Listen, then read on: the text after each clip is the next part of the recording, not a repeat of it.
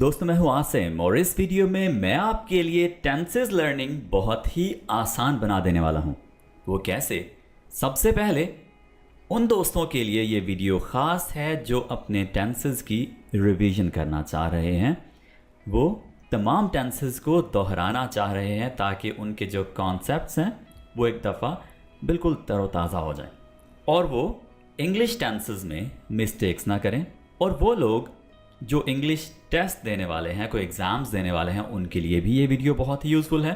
हम तमाम टेंसेस के फार्मूलाज भी सीखेंगे, उनको डिस्कस करेंगे कैसे, कहाँ और क्यों लोग मिस्टेक्स कर जाते हैं, आम तौर पर की जाने वाली गलतियाँ कौन सी हैं और उन्हें हम ओवरकम कैसे करेंगे, यानी उनसे कैसे बच सकते हैं।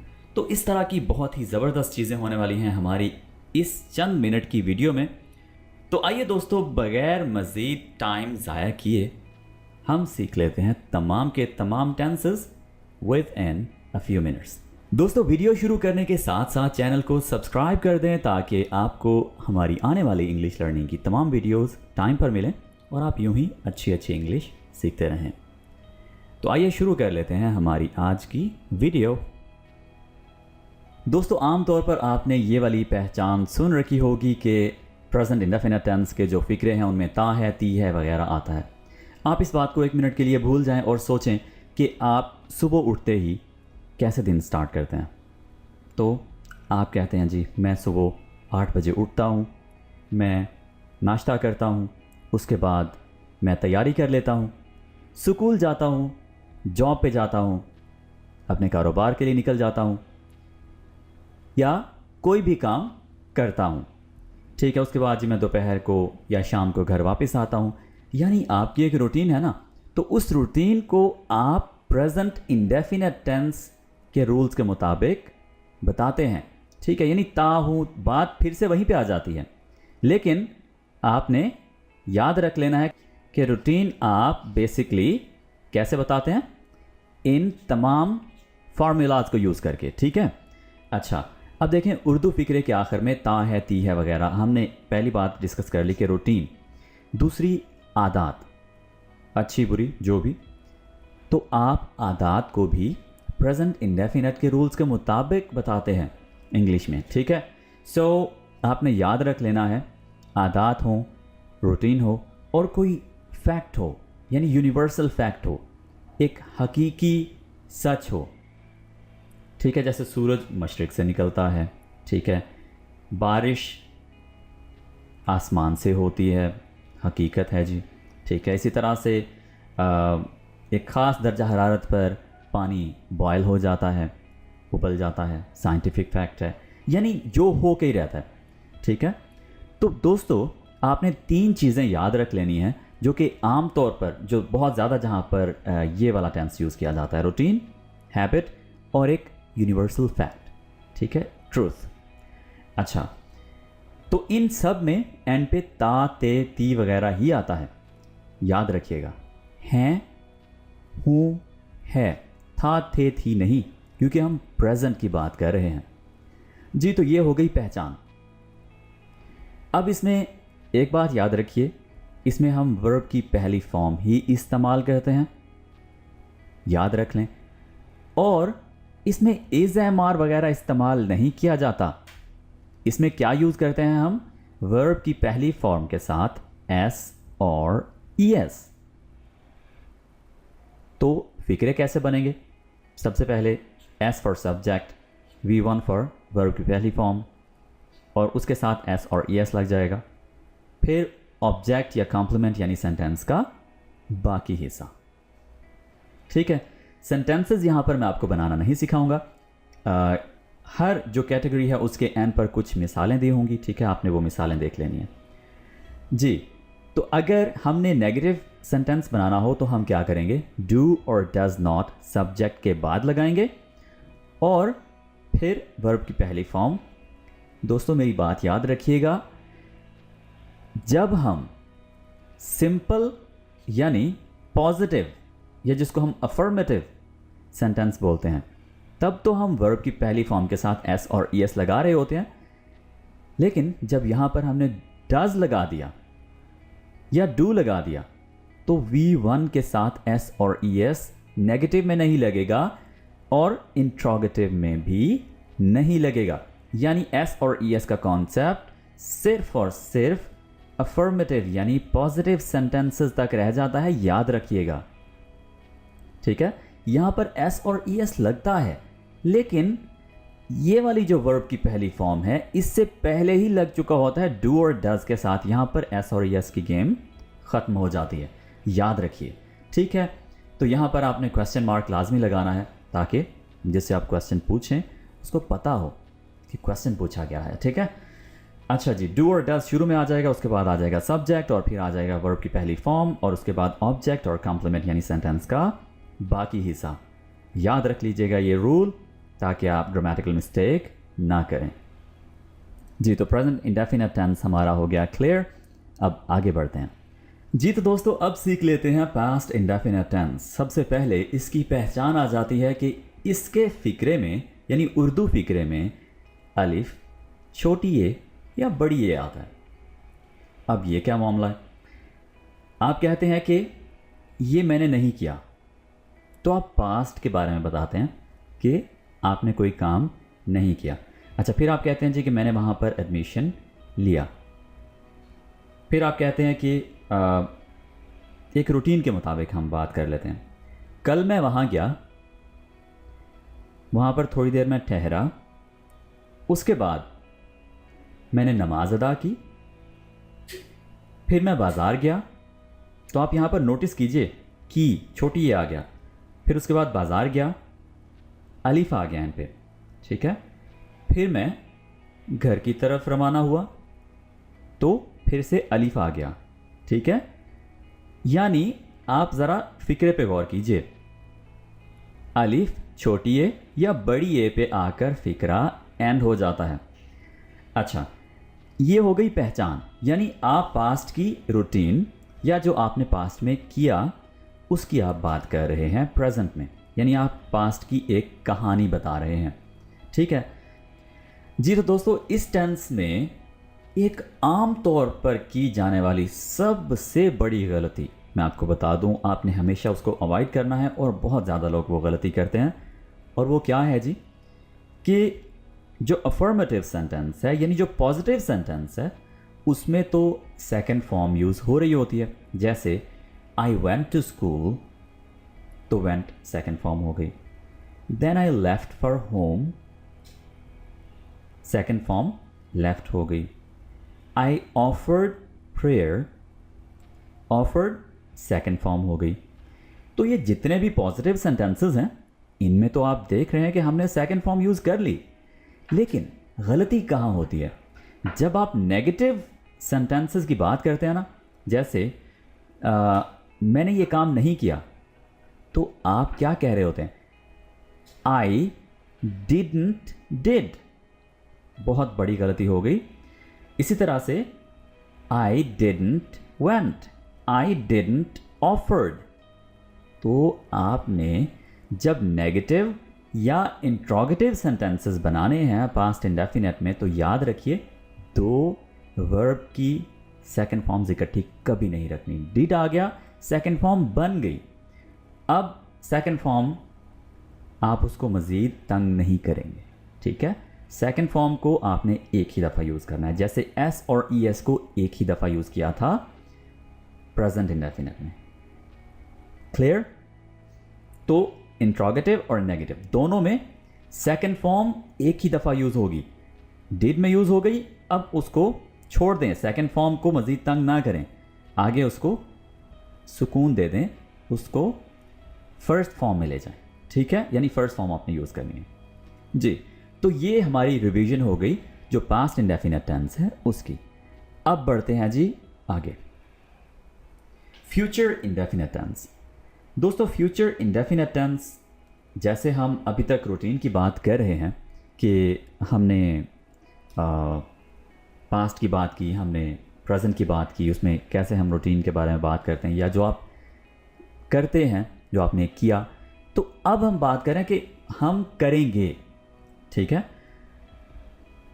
सो गे, गी, गा, ये इसकी पहचान है। यानी उर्दू फ़िक्रे के आखिर में ये आते हैं। फिर वर्ब की पहली फॉर्म इसमें हमेशा इस्तेमाल होती है। विल और शैल का इस्तेमाल होता है, लेकिन शैल अभी बहुत कम इस्तेमाल किया जाता है, इसको आप इग्नोर ही कर दें, ठीक है। तो आप इतना ही समझें कि विल इसमें हेल्पिंग वर्ब है। सो हेल्पिंग वर्ब विल हो गया। सब्जेक्ट सेंटेंसेस हम कैसे बनाते हैं इसके, सबसे पहले सब्जेक्ट और उसके बाद विल, फिर वर्ब की पहली फॉर्म और उसके बाद सेंटेंस का बाकी हिस्सा। अब आप देखिए, आपने कहीं टूर पर जाना है, या आप कल की रूटीन सोच रहे हैं, या आप कल क्या करने वाले हैं, या आप अगले 1 साल में क्या करने वाले हैं, आप वो सोच रहे हैं, या किसी और के बारे में सोच रहे हैं कि वो क्या क्या करेगा।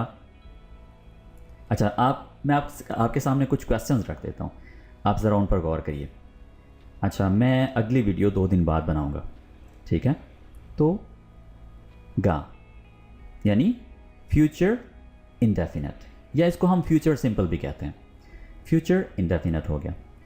अच्छा, मैं कल वीडियो बिल्कुल भी नहीं बनाने वाला, या मैं कल वीडियो बिल्कुल नहीं बनाऊंगा, ठीक है। तो नहीं बनाऊंगा, हमारे पास नेगेटिव का कॉन्सेप्ट आ गया, ये वाला, ठीक है। उसमें क्या हम करेंगे, I will not make first form और उसके बाद वीडियो टुमारो। जी, ओके। सो जब हमने क्वेश्चन करना हो तो हम विल को शुरू में ले आएंगे और उसके बाद सब्जेक्ट, फिर वर्ब की पहली फॉर्म और उसके बाद सेंटेंस का बाकी हिस्सा। जी दोस्तों, सो ये है फ्यूचर इंडेफिनेट, जिसमें हमने तमाम जो इसके फॉर्मूलाज हैं उनको रिवाइज कर लिया। विल और शैल के साथ हमेशा वर्ब की पहली फॉर्म, ठीक है। और ये फ्यूचर में जो हम करेंगे किसी भी दिन, कभी भी, कल, परसों, जब भी, तो उसके लिए हम फ्यूचर इंडेफिनेट का वर्ड यूज़ करते हैं, सॉरी टेंस यूज़ करते हैं, स्ट्रक्चर यूज़ करते हैं। जी, आगे बढ़ते हैं। इसकी कुछ ये एग्जांपल्स हैं, आप ये देख लीजिएगा, इनको अच्छी तरह से पढ़िएगा और साथ उर्दू ट्रांसलेशन दी है ताकि आपकी बेहतर हेल्प हो सके, लर्निंग हो सके। जी, तो आगे आ जाता है जी हमारे पास next category, progressive tenses. Progressive tenses basically, progressive को ज़्यादा कंफ्यूज मत करिएगा, सिंपल सी बात है। कंटिन्यूअस, जिसको कुछ लोग कंटिन्यूस भी बोलते हैं, जो कि बिल्कुल गलत बोलते हैं। प्रोग्रेसिव और कंटिन्यूअस, कंटिन्यूअस का मतलब भी है जारी और प्रोग्रेसिव का मतलब भी है जारी। अच्छा जी, अब बात कर लेते हैं प्रेजेंट कंटिन्यूअस की। प्रेजेंट कंटिन्यूअस में क्या होता है जी कि जब आप बोल रहे होते हैं तब क्या हो रहा है, ठीक है, आप क्या कर रहे हैं या आसपास क्या हो रहा है, क्या चल रहा है, ठीक है। तो रहा है, रही है, रहे हैं वगैरह आप इंग्लिश में कैसे कहते हैं। सबसे पहली बात, इसमें 3 जो हेल्पिंग वर्ब्स हैं जिनको हम उर्दू में इमदादी फ़ेल कहते हैं वो यूज़ होते हैं। वो कौन से हैं, इज़, एम, आर, ठीक है। सो इसमें मज़ीद देखिए कि ही इज़, शी इज़, यानी जो सिंगुलर पर्सन्स हैं उनके साथ हम इज़ का वर्ड यूज़ करते हैं, इज़ का इमदादी फ़ेल यूज़ करते हैं सब्जेक्ट के फ़ौरन बाद, और एम का यूज़ करते हैं आई एम, बस आई के साथ एम का वर्ड यूज़ हो गया, यानी हेल्पिंग वर्ब यूज़ हो गया। और बाकी जितने भी प्लूरल हैं इंक्लूडिंग यू, तो सबके साथ आर का वर्ड यूज़ करते हैं, ठीक है। So subject plus is am are and then I N G, ठीक है, यानी वर्ब के साथ आई एन जी। सो इस तरह से आप अपना सेंटेंस मुकम्मल करते हैं ऑब्जेक्ट या कॉम्प्लीमेंट के साथ। जी, क्लियर। यानी अब अगर मैं देखूं कि I am recording a video, my mother is cooking the meal, यानी मेरी माँ खाना बना रही हैं, मैं वीडियो रिकॉर्ड कर रहा हूँ। तो जब मैं वीडियो रिकॉर्ड कर रहा हूँ तब और लोग क्या क्या कर रहे हैं, मुझे ये बात जब इंग्लिश में बताना होगी तो मैं प्रेजेंट कंटिन्यूअस के फॉर्मूलाज को यूज़ करूँगा, ठीक है जी। दोस्तों, ये हो गया हमारे पास प्रेजेंट कंटिन्यूअस। आगे बढ़ते हैं, पास्ट कंटिन्यूअस। आप इमेजिन कीजिए जब आप आज स्कूल में, जॉब पर या काम पर थे तो कौन क्या क्या कर रहा था। मैं कहता हूँ जी कि सुबह यानी जो गुजर गया वक्त, तब कौन क्या कर रहा था? मेरी भाभी चाय बना रही थी, ठीक है। अच्छा, मेरे अब्बू काम पर जा रहे थे, ठीक है। मैंने उन्हें देखा काम पर जाते हुए, उन्होंने बाइक निकाली और वो काम पर जा रहे थे, मैंने उन्हें देखा जी। अच्छा, इसी तरह से और भी मुख्तलिफ़ सिचुएशंस। छोटे बच्चे, मेरे कज़न्स, वो खेल रहे थे। अच्छा, कुछ लोग गाड़ी के साथ छेड़छाड़ कर रहे थे। तो मैं सोच रहा हूँ कि पास्ट में कुछ देर पहले या कल परसों तरसों जब भी पास्ट में कौन क्या कर रहा था, तो मेरी आंखों के सामने कुछ सीन्स आ जाते हैं जिनको मैं, वो होते हुए सीन आ जाते हैं यानी मूव हो रहे हैं, तो उनको मैं इंग्लिश में कुछ ऐसे कहूँगा। सबसे पहले मैं क्या कहूँगा, उस शख्स का नाम बोलूँगा यानी जो सब्जेक्ट हो जाएगा। फिर मैं कहूँगा टू बी यानी वाज या वर, ठीक है। अगर सिंगुलर है तो वाज, अगर ज़्यादा लोग हैं इंक्लूडिंग यू तो वर, और उसके बाद आईएनजी और फिर ऑब्जेक्ट और कॉम्प्लीमेंट यानी सेंटेंस को मुकम्मल करने के लिए जो वर्ड्स हैं। अच्छा, सो मैंने आपको कुछ मिसालें दी।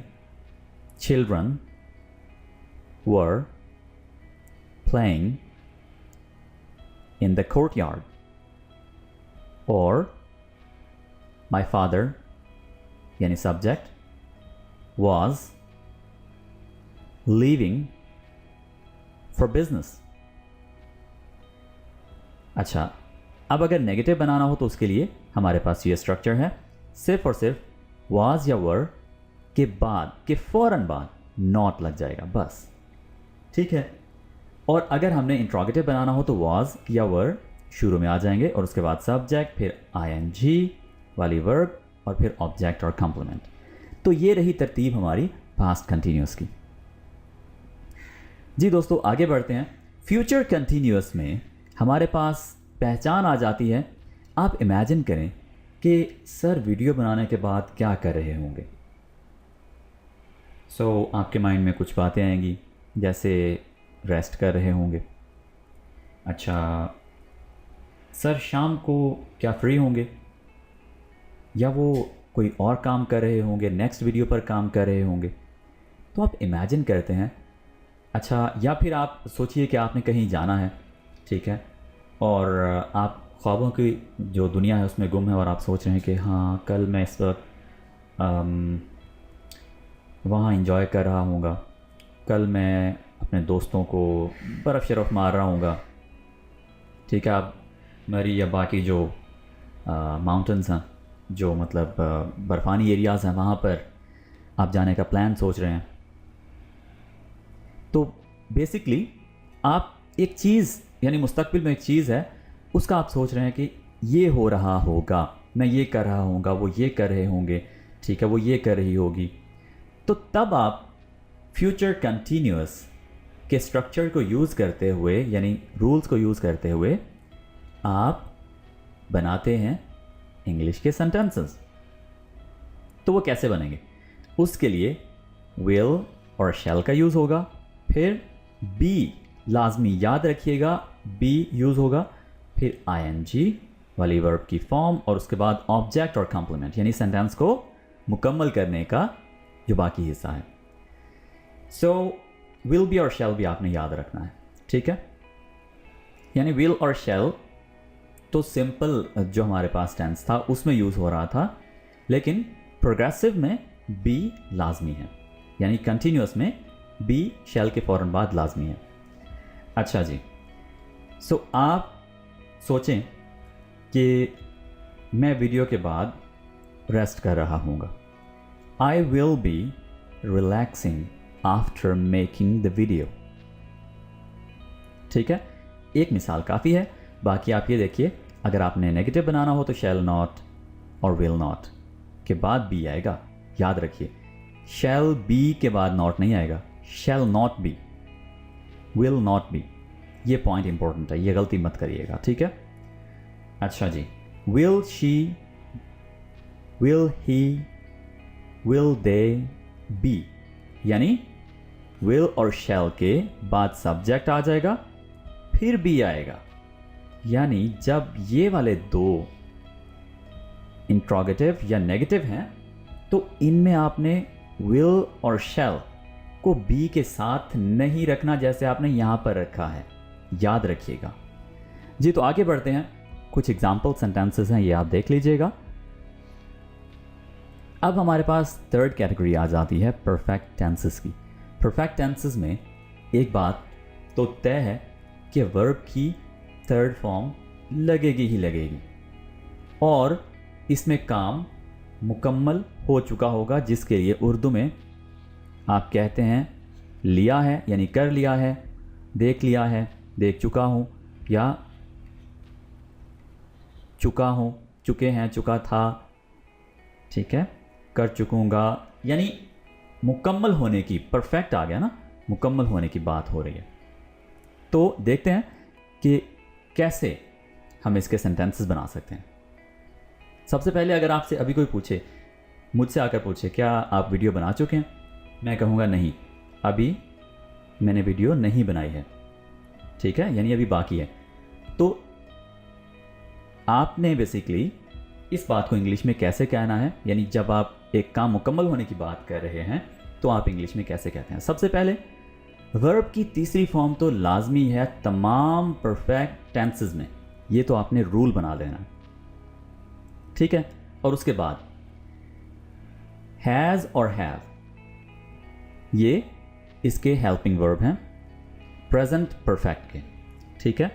अच्छा, इसमें हैज़ कहाँ पर लगेगा और हैव कहाँ पर लगेगा, ये हम मज़ीद देख लेते हैं। सब्जेक्ट आ गया, इसमें जितने भी सिंगुलर हैं उनके साथ हमने हैज़ का यूज़ करना है, जैसे she has, he has, Asim has, कोई और एक बंदा है उसके साथ भी has, doctor has, nurse has,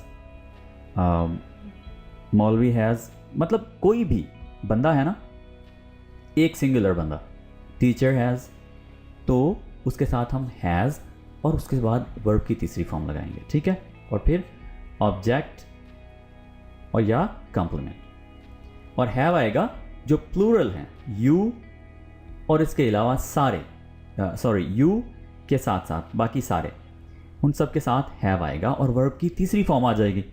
बस इतनी सी बात है और हमारा प्रेजेंट परफेक्ट का जो रूल है वो मुकम्मल हो जाता है। और अगर हमारे पास आ जाए नेगेटिव, तो नेगेटिव में हैज़, नॉट, सिंपल हैज़ और हैव के फ़ौरन बाद नॉट आ जाएगा और फिर वर्ब की तीसरी फॉर्म। जी क्लियर है। इसी तरह से अगर हमारे पास इंट्रोगेटिव आ जाए तो इंट्रोगेटिव में हैव और हैज़ शुरू में, फिर सब्जेक्ट, फिर वर्ब की तीसरी फॉर्म और सेंटेंस का बाकी हिस्सा। तो दोस्तों ये है प्रेजेंट परफेक्ट, ठीक है। यहाँ पर मैं आपको एक छोटा सा हिंट दे दूँ, जिनके साथ हम एस और ई एस लगाते हैं उन्हीं के साथ ही हम हैज़ लगाएंगे, याद रखें, बाकी सब के साथ हम हैव लगाएंगे। दिस इज इट, इतनी सी बात है। अब आ जाता है जी पास्ट परफेक्ट में।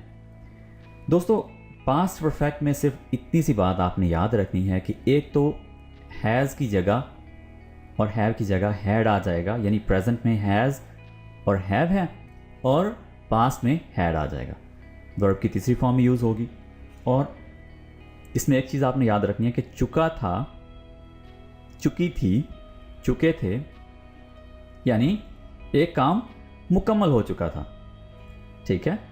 सो इसके लिए हम सब्जेक्ट सबसे पहले, फिर हैड और वर्ब की तीसरी फॉर्म और फिर ऑब्जेक्ट या complement. I had finished my dinner, मैं अपना डिनर ख़त्म कर चुका था। तो इस तरह से आप इसको यूज़ करते हुए सेंटेंसेस बनाएंगे, ठीक है। बाकी बिल्कुल वैसे ही हैं चीज़ें, कुछ डिफरेंट नहीं है, सिर्फ और सिर्फ एक हैड का डिफरेंस है, प्रेजेंट और पास्ट परफेक्ट अगर इन दोनों को देखा जाए तो। फ्यूचर परफेक्ट में हमारे पास वर्ब की तीसरी फॉर्म बिल्कुल उसी तरह से जैसे मैं पहले आपको बता चुका हूँ, और चूँकि फ्यूचर है तो शैल या विल लग जाएगा, ठीक है। और सब्जेक्ट विल और शैल प्लस हैव और वर्ब की तीसरी फॉर्म, ठीक है। आप इमेजिन करें कि कल मैं वहाँ पहुँच चुका हूँगा, कल मैं इतना काम कर चुका हूँगा, ठीक है। मैंने आज से 3 माह बाद इतनी वीडियोस अपलोड कर दी होंगी, ठीक है। सो यानी कर दी होंगी, फ्यूचर की आप बात कर रहे हैं, लेकिन आप कह रहे हैं जी कि मैं इतने टाइम बाद इतने टाइम तक कर चुका हूँगा, 50 वीडियोस अपलोड कर चुका हूँगा, ठीक है। तो इस तरह से आप फ्यूचर परफेक्ट की जो बातें हैं उर्दू में उनको इंग्लिश में लेकर जाते हैं कुछ ऐसे स्ट्रक्चर से, शैल हैव या विल हैव, ठीक है। सो शैल कहाँ पर यूज़ होगा, विल कहाँ पर यूज़ होगा, मैं आपको सिंपल सा एक मतलब पॉइंट बता दूं कि आप सिर्फ और सिर्फ विल को ही यूज़ करें। He will have, she will have, I will have, we will have, shall को भूल ही जाएं, ठीक है। अच्छा जी, विल नॉट हैव यानी विल के फ़ौरन बाद नॉट आ जाएगा, शैल के फ़ौरन बाद नॉट आ जाएगा नेगेटिव में, और इंट्रोगेटिव में विल और शैल इकट्ठे शुरू में आ जाएंगे और सब्जेक्ट फिर हैव, वर्ब की तीसरी फॉर्म और ऑब्जेक्ट। जी, तो ये कुछ एग्जाम्पल्स हैं, इनको ज़रा एक नज़र देख लीजिए ताकि आपके कॉन्सेप्ट्स मज़ीद डेवलप हो जाएं। अब दोस्तों परफेक्ट कंटिन्यूस टेंसेस देख लेते हैं कि इसमें हमारे पास सबसे पहले चूंकि कंटिन्यूस का वर्ड आ गया तो आपने आईएनजी का कॉन्सेप्ट वर्ब के साथ लाजमी ले आना, ठीक है, कि वर्ब आईएनजी वाली ही यूज़ होगी। जी, अब देखते हैं प्रेजेंट परफेक्ट कंटिन्यूस। अच्छा दोस्तों, अगर यहाँ पर ये आप एक कम्प्लेक्स सी डेफिनेशन पढ़ें तो आपको बिल्कुल भी समझ नहीं आने वाला कि आप बेसिकली किस तरह के सेंटेंसेस इसके लिए बना सकते हैं। ती रही है, ते रहे हैं, या अगर वक्त का हवाला दिया गया हो तो रहा है, मतलब कंफ्यूज करने वाली बात है ना, ठीक है। तो मैं इसको आपके लिए आसान बना देता हूँ। एक बात तो आप याद रख लीजिए कि इसमें हम वर्ब के साथ आईएनजी वाली फॉर्म ही यूज़ करेंगे, ठीक है। और एक इजाफी चीज़ है हैज़ बीन या हैव बीन। हैज़ बीन उन्हीं के साथ ही लगेगा जिनके साथ एस और ई एस यानी जो थर्ड पर्सन सिंगुलर्स हैं, ठीक है, और हैव बीन बाकी सब प्लूरल्स के साथ। जी, ये दो बातें हो गई क्लियर। अब आप ये देखें कि इसमें हम बातें करते किस तरह की हैं। अच्छा, इसमें आप बातें करते किस तरह की हैं, जैसे आप देखें जी कि आप कोई काम कर रहे हैं, किसी बड़े प्रोजेक्ट पर काम कर रहे हैं, तो कुछ हिस्सा आपका परफेक्ट है यानी मुकम्मल है और बाकी हिस्सा उसका जारी है, ठीक है। तो इसलिए इसको परफेक्ट कंटिन्यूस बोला गया है। कुछ हिस्सा परफेक्ट है और बाकी जारी है। अब कैसी बातें होंगी जी इसमें? सबसे पहले मैं देख लेता हूं जी कि I have been working on YouTube channel for 2 years। 2 साल तो मैं काम मुकम्मल कर चुका हूं, अभी मेरा काम जारी है। शी हैज बिन स्टडिंग, ठीक है, शी हैज बिन स्टडिंग, वो पढ़ रही होगी या पढ़ती रही होगी। फॉर, इसमें खास तौर पर टाइम को बहुत अहमियत है। फॉर 3 days, ठीक है। इसमें टाइम मेंशन करना फ़िक्रे को मज़ीद सेंस देता है, यानी फ़िक्रा मुकम्मल करता है। सो आपने याद रख लेना है हैव बीन और हैज़ बीन, यानी फ़िक्रा कुछ, फ़िक्रे में जो काम बताया जा रहा है वो कुछ मुकम्मल है और बाकी जारी है। सो इसके अगर आप बात करें कि नेगेटिव और इंट्रोगेटिव की, तो हैव या हैज़ और उसके बाद नॉट आ जाएगा, फिर बीन आएगा, जैसे पहले बी, शैल नॉट बी, उसी तरह से हैव या हैज़ नॉट बीन, यानी बीन और बी इस हैव और हैज़ से अलहदा आएंगे, ठीक है। ये आपने रूल बना लेना है जी। इसी तरह से हैव और हैज़ और उसके बाद एस यानी सब्जेक्ट, फिर बीन और उसके बाद वर्ब की आईएनजी वाली फॉर्म। तो दोस्तों ये प्रेजेंट परफेक्ट कंटिन्यूअस हो गया। अब बढ़ते हैं जी पास्ट परफेक्ट कंटिन्यूस। उर्दू फिक्रे के आखिर में ता रहा था, ती रही थी, ते रहे थे, इस तरह के सेंटेंसेस इससे बनाए जाते हैं। अब ये कैसे सेंटेंसेस होते हैं, ज़रा ये देख लेते हैं। अच्छा, आप इमेजिन करें कि आपने किसी को एक काम करते हुए देखा जो वो काफ़ी देर से कर रहा था, ठीक है, और आप सोच रहे हैं कि उसका कुछ हिस्सा तो मुकम्मल हो चुका होगा, यानी काफ़ी देर से कर रहा, तो जाहिर सी बात है कि काफ़ी सारा काम वो कर चुका था और वो अभी भी उस काम पे लगा हुआ था। जैसे आप सोचें, एक बंदा एक पेंटिंग बना रहा है, ठीक है, तो आप पास्ट की बात करें कि वो पेंटिंग बना रहा था, स्केचिंग कर रहा था, ठीक है, लेकिन उसका काम अभी मुकम्मल नहीं हुआ, उसने कुछ मुकम्मल कर लिया और बाकी उसका जारी है। तो आप कहेंगे she had been working on making a painting since, और जिस वक्त से वो काम कर रही थी, ठीक है, या फॉर 2 hours, 2 घंटे से, वो 2 घंटे से पेंटिंग पर काम कर रही थी, ठीक है। इसी तरह से वो सुबह से मछलियां पकड़ने में लगा था, ठीक है, मछलियां पकड़ रहा था।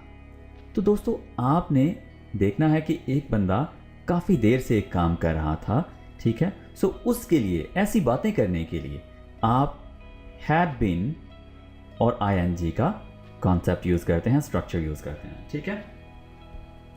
अच्छा, जैसे काम वाली लड़की सुबह से काम नहीं कर रही थी, ठीक है, आप एक स्टोरी बता रहे हैं, तो वो क्या कर रही थी, वो सिर्फ इधर उधर घूम फिर रही थी, काम नहीं कर रही थी, तो वो सुबह से काम नहीं कर रही थी, ठीक है।